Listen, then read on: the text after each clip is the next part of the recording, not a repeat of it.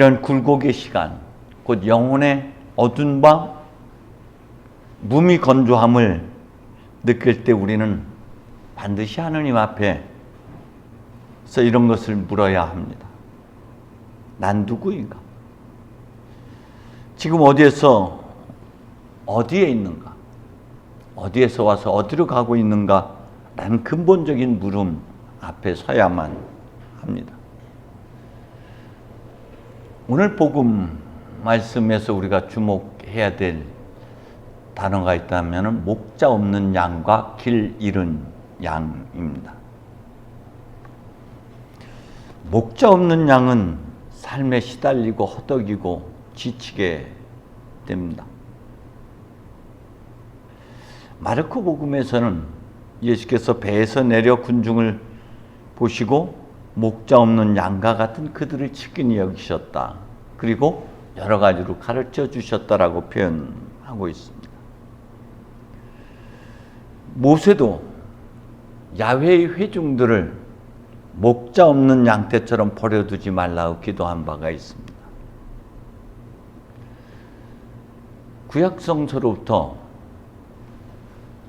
우리는 양이고 우리를 기르시는 참된 목자는 야훼 하나님이시라고 성서는 말하고 있습니다. 목자이신 주님은 우리에게 생명과 호흡을 불어넣어 주시는 하나님이십니다. 우린 이러한 인생의 굴곡을 경험할 때마다 하나님의 사랑, 하나님의 말씀으로부터 벗어나서 자신들의 생각, 아마도 적어도 내 생각에는 이런 등등에 빠지게 됩니다. 하나님의 말씀으로부터 멀어지게 되고 그분의 사랑으로부터 떨어져 나가게 되는 것이죠. 성장 과정에서의 주변 혹은 부모로부터의 사랑과 관심, 인정은 대단히 중요한 부분입니다. 태교로부터 영유아기, 유년기, 성장 과정에서 충분한 사랑과 관심은 그 사람의 정체성, 존재감을 높게 해주고 주체적인 삶을 살게 하는데 큰 힘이 됩니다. 그렇지 못한 경우에 자존감이 낮고 정체성을 잃게 되고 독립적인 삶을 살아가는데 대단히 어려움을 겪게 됩니다. 그래서 우리는 어린 자녀들에게 예와 아니오를 가리키고 나서는 끊임없이 인정과 칭찬이 필요합니다. 아니, 나이 들어서도 마찬가지죠. 지적은 누구나 할 수 있습니다. 누구나 잘못을 말할 수는 있습니다. 그러나 칭찬은 고래도 춤추게 한다고 우리가 끊임없이 인정해주고 사랑해주고 관심을 가져주고 칭찬을 하게 된다면 그 사람은 존재감으로 점점 충만해지게 되죠. 사랑과 관심, 인정의 토대가 약할 때 자신에 대한 신뢰감부터 상실하게 되고 불안과 두려움, 염려에 빠져들게 되고 불신과 의심의 자리에 쉽게 서게 됩니다. 부모의 사랑은 때때로 왜곡되는 경우도 있고 사람의 사랑은 충분치가 못하지만 우리를 향한 하나님의 사랑은 완전하십니다. 십자가를 통해서 우리는 우리를 향한 하나님의 사랑을 확신하게 됩니다. 하나님의 극진한 사랑을 우린 십자가를 통해서 알 수 있게 됩니다. 그런데 이 십자가의 사랑마저도 그 토대가 충분치가 못하면 쉽게 우리도 벗어나게 되고 말씀으로부터 떠나게 되고 사랑으로 주님의 자비와 사랑의 품을 벗어나서 자신들의 생각 안에 갇혀 살게 되죠. 그렇게 주님으로부터 말씀으로부터 벗어나 내 생각에 빠져들게 되는 경우를 목자 없는 양이라고 표현을 합니다.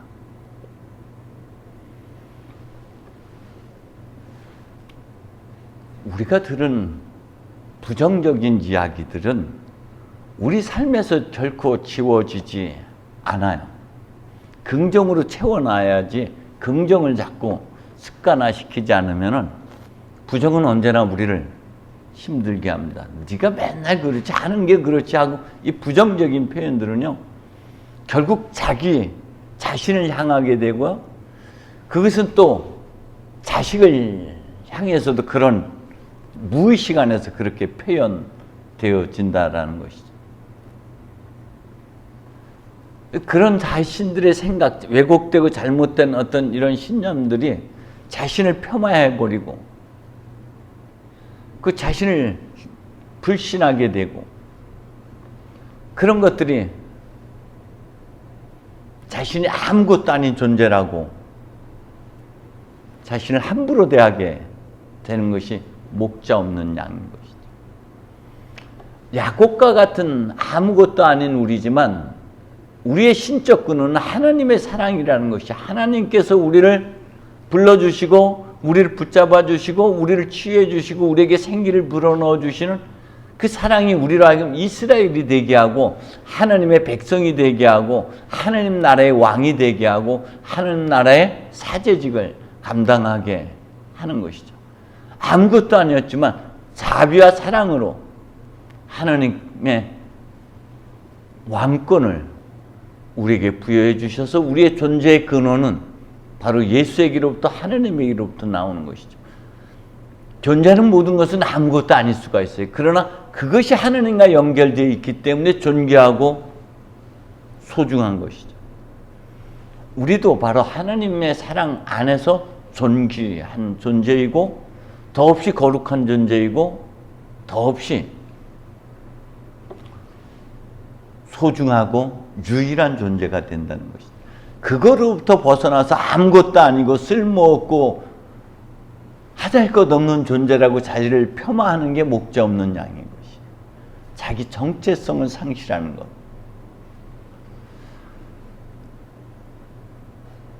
하나님의 자비와 사랑 말씀으로부터 벗어나서 자기 생각에 빠져들 때 우리는 바로 이처럼 존재감, 정체성을 상실하게 되고 한 걸음 더 나아가면 결국 길 잃게 되는 것이죠. 내가 어디로 가야 되는지 어디에 있는지 그래서 길 잃은 양이 되는 것입니다. 그래서 방황하고 헤매이고 허덕이고 지치고 쓰러지고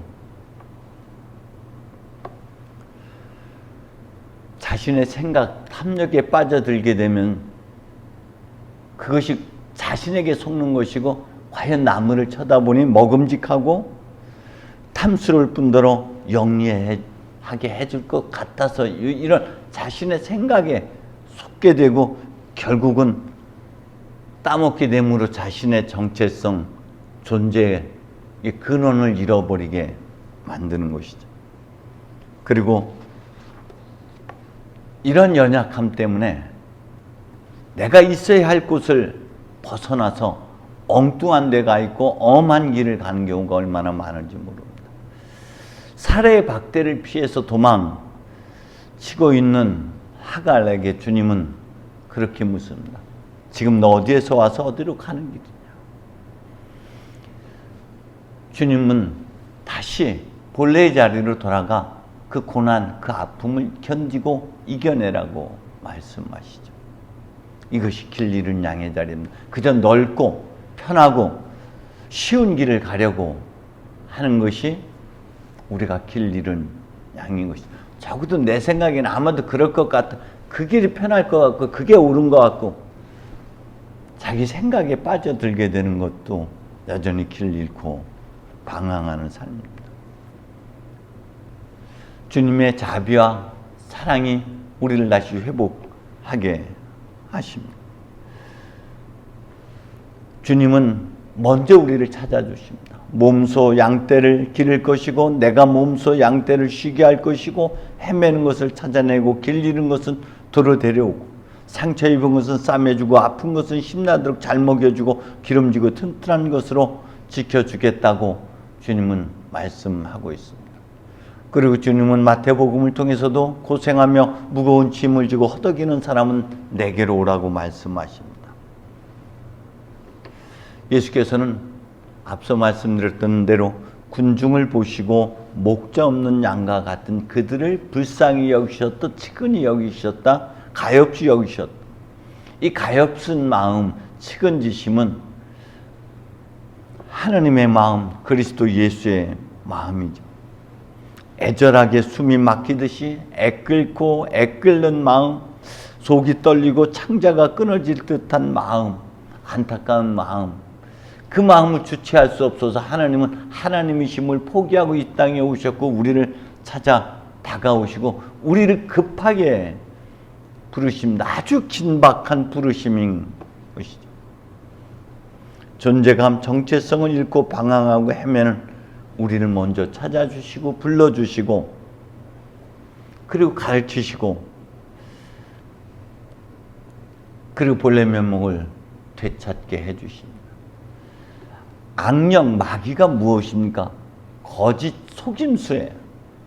자신의 생각에 잘못된 가르침에 왜곡된 사회적 통념들에 속아 살고 있는 그런 우리들의 모습입니다.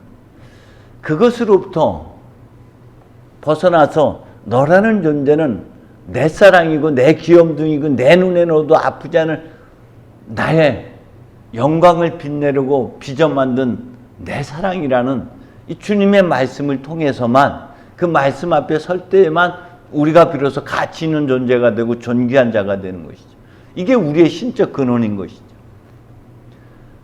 주님의 사랑으로부터 벗어나면 아무것도 아닌 그저 버려진 가지에 불과하고 태워져 버릴 수밖에 없는 그런 쓸모없는 존재가 되는 것이죠.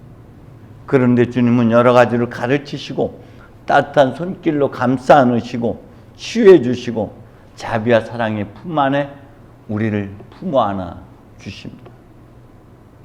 그래서 우리는 다시 우리 존재감을 되찾게 되고 우리가 잃어버렸던 그 길을 회복하게 되는 것이죠.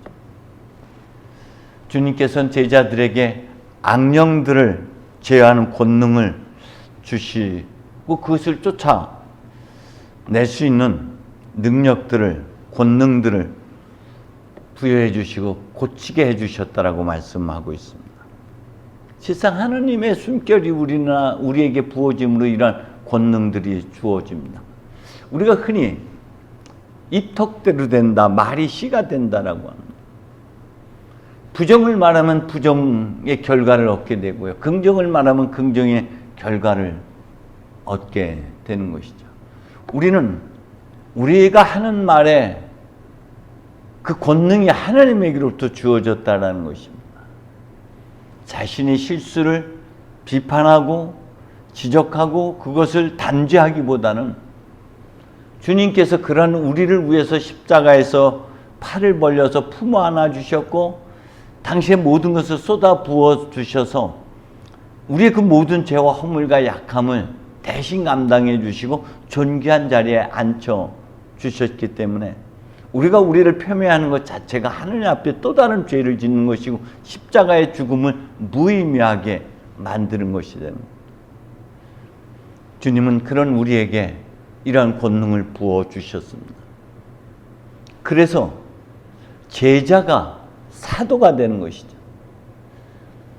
제자들을 불러 모아서 권능을 불어넣어 주시고 그리고 사도가 되게 해주셔서 사도가 됐다는 건 본래 면목을 회복했다. 각각의 이름, 아브라함에서 아브라함이 되는 것이고 야곱에서 이스라엘로 회복되는 것이 바로 사도. 그리고 제자들은 묻는다면은 사도는 길을 가는 사람들입니다. 자신을 살아내는 것이 사도인 것이죠. 하나님께서는 그런 노릇을 역할에 매여 있는 우리로 하여금 존재를 살게 하는 것, 사도로서 살게 하는 권능으로 우리를 이끌어 가십니다. 부활하신 주님께서 성령을 받아라 하면서 우리를 파송해 주셨던 것처럼 내가 나를 사랑하느냐? 라고 물으셨던 주님이 그런 베드로에게 내 어린 양을 먹이라고 다시금 우리를 파송하시는 것처럼 우리는 주님의 사랑 안에서 새롭게 되는 존재가 되고 우리는 새롭게 파송받은 사람, 보냄받은 사람이 되는 것이죠. 그것이 사제의 직분이고 그것이 예언자 직분이고 그것이 왕의 직분들인 것이죠. 우리는 하나님 앞에 섰을 때만 그런 존귀한 존재로 다시 본래의 면목을 회복하게 되는 것입니다. 한첨의 영광을 회복하는 것은 하나님 앞에 섰을 때만 비로소 가능해지는 것이죠. 주님 우리에게 이런 권능과 능력으로 새롭게 빚어 내주시고 우리를 하여금 길 떠나라고 하십니다. 그런데 우리가 가야 할 길이 어디입니까? 사마리아도 아니고 어디에도 아니고 이스라엘 안에 길 잃어버린 양, 바로 주님께서 말씀하셨던 대로 내면의 어린 양, 자기 자신의 중심으로 자신의 내면애로의 여정을 떠나게 하십니다. 순례의 여정은 자기 내면으로 가는 것입니다. 자신의 내면 안에서 그런 어린 양들, 상처 입은 양들을 만나게 되고 고쳐주고 치유해 주시고, 그러므로 나는 죽고 다시금 새로운 나를 거듭 태어나는 여정을 가게 해 주시는 것이죠. 우리는 끊임없이 밖을 향해서 인생길을 걸어왔습니다. 밖의 것만 보고 밖의 것을 취하고 밖의 것을 통해서 나를 만들려고 했지만 실상 그렇게 내가 빚어지는 것이 아니라 하느님 앞에 섰을 때, 하느님의 말씀에 따라 우리 내면으로 향할 때 정말 참된 나의 본래 면목, 하느님 닮은 모습, 한첨의 모습을 만나게 되고 다시금 되찾게 되고, 그래서 우리는 그런 본래 면목을 회복해서 길 가는 사도로서의 삶을 살아내야 됩니다.